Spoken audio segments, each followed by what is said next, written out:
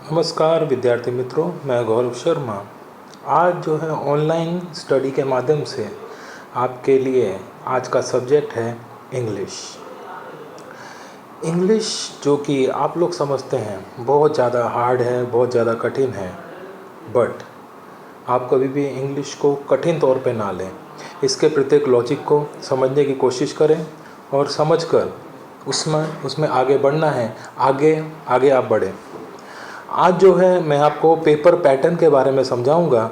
आप paper pattern का एक एक प्रश्न कितने कितने मार्क्स का आता है, आप वो सब तरीका समझिएगा और समझकर जो आपका होमवर्क है वो ये है कि ये पूरा पेपर पैटर्न ब्लूप्रिंट आप लोगों को अपनी एक कॉपी में उतारना है। चलिए फिर हम आज की हमारी इंग्लिश की शुरुआत करते हैं और पेपर पैटर्न समझते हैं। सबसे पहले जो है आप लोगों का ध्यान रहेगा आपकी स्क्रीन पर, और जैसे जैसे एक एक पॉइंट मैं आपको बताऊंगा आप अपने जो मन में उसको पूर्ण रूप से धारण कीजिएगा। जैसा कि आप देख रहे हैं कक्षा 10 इंग्लिश, उसके बाद में सेकंड लैंग्वेज, वार्षिक परीक्षा, प्रश्न पत्रनु परिरूप, और समय है 3 घंटे और है कुल गुण। मतलब जो आपके 100 मार्क्स का पेपर नहीं रहेगा, 80 मार्क्स का पेपर रहेगा। जो आपको लिखित एग्जाम में देना होगा वो है 80। इसमें section A, section B, section C, section D, section E, इस प्रकार से आप लोगों को सेक्शन दिए गए होंगे। तो सबसे पहले हम देखें सेक्शन ए की चर्चा करते हैं। Extract inference type main text, जो कि है 10 मार्क्स का। फिर उसके बाद short note question based main text prose 3 marks की। फिर उसके बाद में जो है content based true false question 4 marks के। तो अगर इस प्रकार से हम देखें सेक्शन ए जो है हमारा हुआ 17 मार्क्स का। अब हम चर्चा करेंगे सेक्शन बी के बारे में। सेक्शन बी का हम पहला देखें reading comprehension main text poem 3 marks. उसके बाद में है कॉम्प्रिहेंशन सप्लीमेंट्री रीडर 5 मार्क्स की।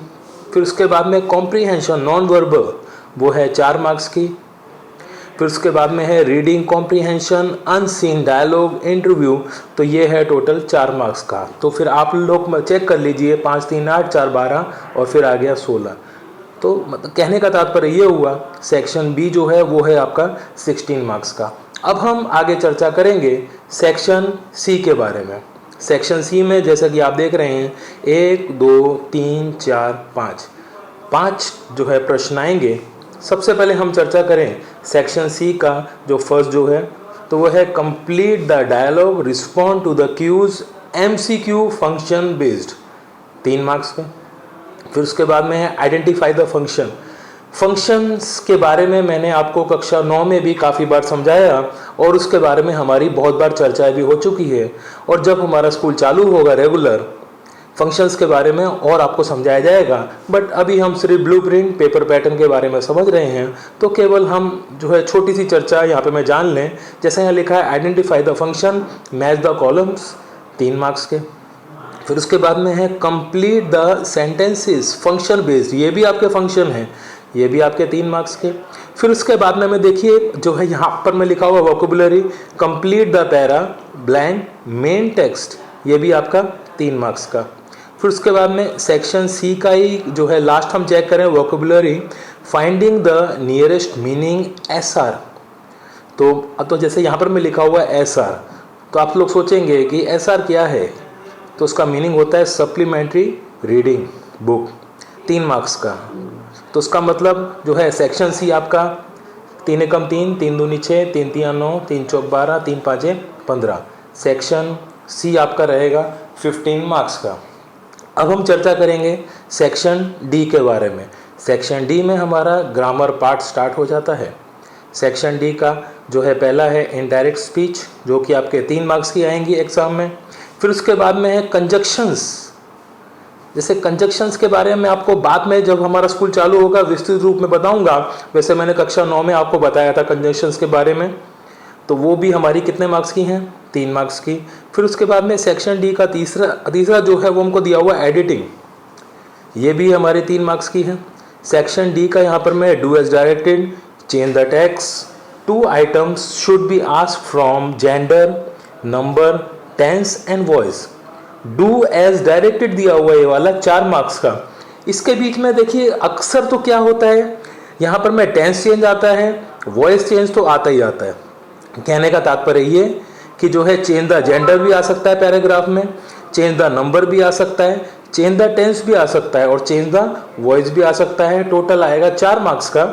इसमें जो है वॉइस दिया होगा हमको 2 मार्क्स का, और जो 2 मार्क्स का हमको जेंडर, नंबर और टेंस में से कुछ भी दिया जा सकता है। इस प्रकार से तैयारी हमको फुल करनी पड़ेगी। सेक्शन डी का लास्ट जो है वो है सिलेक्ट द क्वेश्चन MCQ, ये है टोटल 3 मार्क्स का। इसका तात्पर्य यह हुआ सेक्शन डी की अगर हम बात करें, 3 एकम 3, 3 दूनी 6, 3 तिया 9, फिर 3 चौक 12, 12 और 4 16। सेक्शन डी जो है कुल 16 मार्क्स का हमारे पास, 16 मार्क्स का हमारे पास में आएगा। And now the last is section E. अब हम सेक्शन ई के बारे में कुछ एक चर्चा करेंगे। सेक्शन ई का पहला भाग जो है पैराग्राफ राइटिंग, जैसा कि आप लोग देख रहे हैं सेक्शन ई का जो है पहला प्रश्न है पैराग्राफ राइटिंग। ये है 6 मार्क्स का। Paragraph means what? Paragraph means जो होते हैं एसेज, निबंध, वो आएंगे हमारे पास में, वो हैं 6 मार्क्स के। सेक्शन ई का दूसरा भाग जो है तो वो है ईमेल राइटिंग। ईमेल में जो है 2 प्रकार की ईमेल होती हैं, फॉर्मल ईमेल और एक होती है इनफॉर्मल ईमेल। आप लोगों के जो है यहाँ पर में आएगी इनफॉर्मल ईमेल, तो द फॉर्मेट गिवन, और उसके साथ में रिपोर्ट राइटिंग भी हो सकती है। कहने का तात्पर्य ये कि भाई आप अगर चाहें तो मतलब इन दोनों चीज़ों में से कुछ भी कर सकते हैं। ईमेल अगर आपका मन करता है, आपको ईमेल अच्छे से आती है तो आप ईमेल कीजिए, आपको रिपोर्ट अच्छे से आती है तो आप रिपोर्ट कीजिए।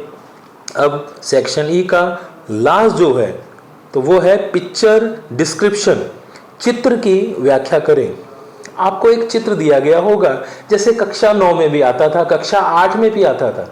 एक चित्र दिया जाता है, उस चित्र को आपको अच्छे से समझना है कि उस चित्र में क्या क्या बयान किया गया है। उस चित्र को समझकर फिर आपको उसको एक जो है पैराग्राफ स्वरूप में लिख देना होता है, 5 मार्क्स का आएगा।